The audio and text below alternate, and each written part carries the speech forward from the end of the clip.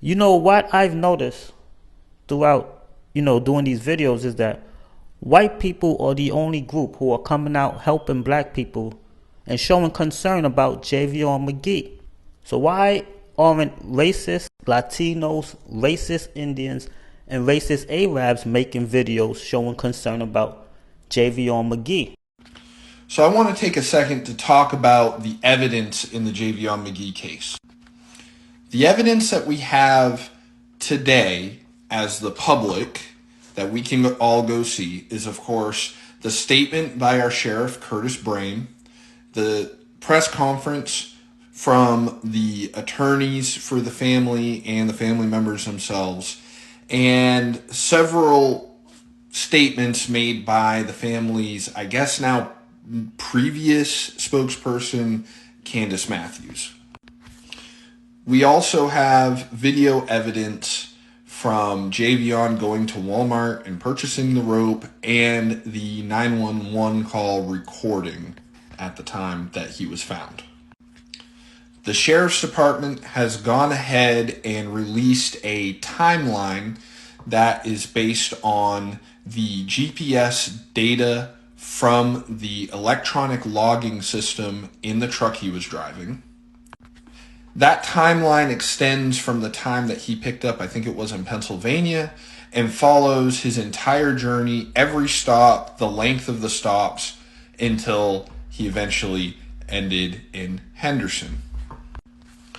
Police have followed that timeline and have collected video evidence from several locations that have not been shown to the public.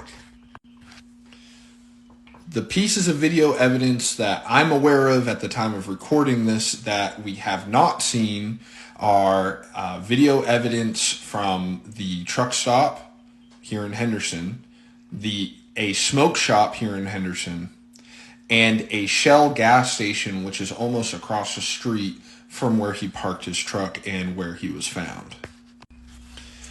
Now, there's some pieces of evidence that I am not sure if the sheriff's department and investigators or the family are in possession of that may help us understand what happened in this case. One thing that I would like to know is who was the company that he was driving for? What was their MC number? What is their safety history at that company? And that kind of information would help us understand the type of company he was driving for, if they were a good company, a bad company, if they had a lot of driver turnover, if they had safety issues on their equipment. That may kind of help us come to some logical conclusions about the conditions he was working in when he was driving for this trucking company. In addition to that, I would like to know if the e-log system had a driver-facing and road-facing camera with audio. For example, if he had a motive e-log, a lot of times, especially bigger companies, will connect a camera that faces forward and into the truck and can collect audio. If there's any recordings from that system, I would like to know if the sheriff's department has reviewed them, if there was anything noteworthy in them, maybe possibly release them to the public. It might not be necessary. It's just something that I'm curious about.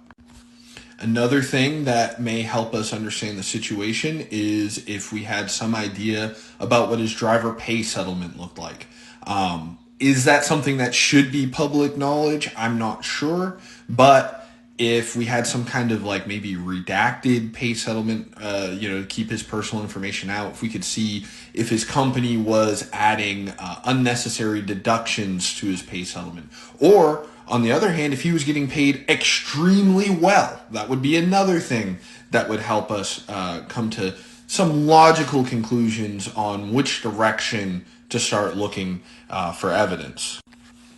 I don't know if releasing his communications either with his company or with his friends and family would be a good thing to do for the public, but certainly I would hope that investigators are seeking those communications in all forms, so that way they can come to understand, did he try to alert somebody that he was in danger? Did he have any statements that would speak towards his mental health?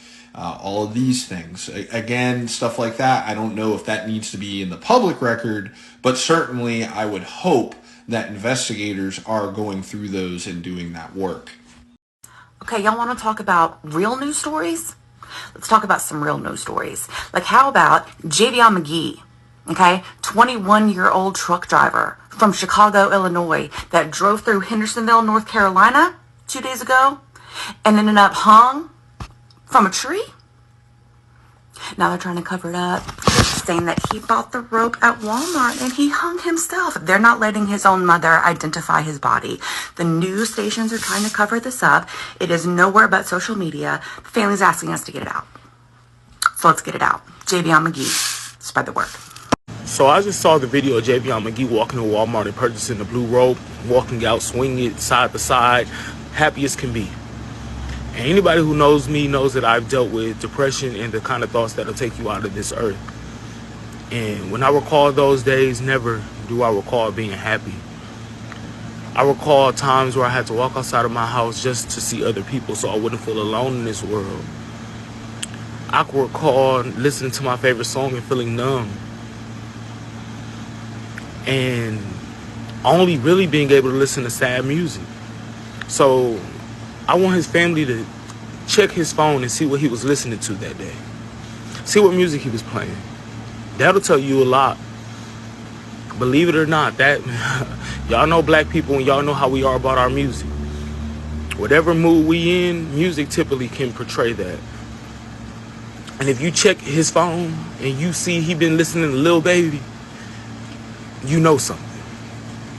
But if he was listening to, you're broken down and tired of living life on a merry-go-round, maybe I'll believe it. Maybe then I will believe it. But from my knowledge, there was no knot in the rope, there was no hanging. And a human is unable to tie anything around their neck and hold it until they suffocate. That's what I was taught. So with that being said, justice for Javion Magee. All right, this update absolutely makes me sick. But remember that story that I was telling you about with Javion Magee? More has come out. That is the 22-year-old, I believe he was turning 22, that just got his CDL.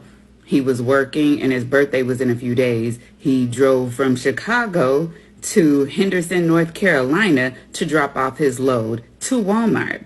The law enforcement officer said that they had never seen him before. That was a lie. They pulled him over before they found him unalive. They said that he went into Walmart to get a rope. That was also a lie. He was dropping a load off at Walmart Distribution Center. They don't even sell ropes. When they found him unalived, and this absolutely breaks my heart, he was holding a picture of a girl. So they are trying to use that to justify him unaliving himself when he did not. Y'all, I'm tired of hearing this, and I know that there's not too much that we can do about it, but y'all need to know because it's not even on the news. They're not saying anything about it. The math ain't mathing. His mother couldn't see him because of COVID. Rest in peace, Javion Magee, and justice for Javion Magee. I am so tired of these modern day lynchings. He didn't even buy a ladder to try to get up to a tree and hang himself. So y'all didn't even do that good trying to cover up his death. So yeah, y'all Google this, hashtag it, share your own story. They need to be got. They need to be got. Have a good day, y'all.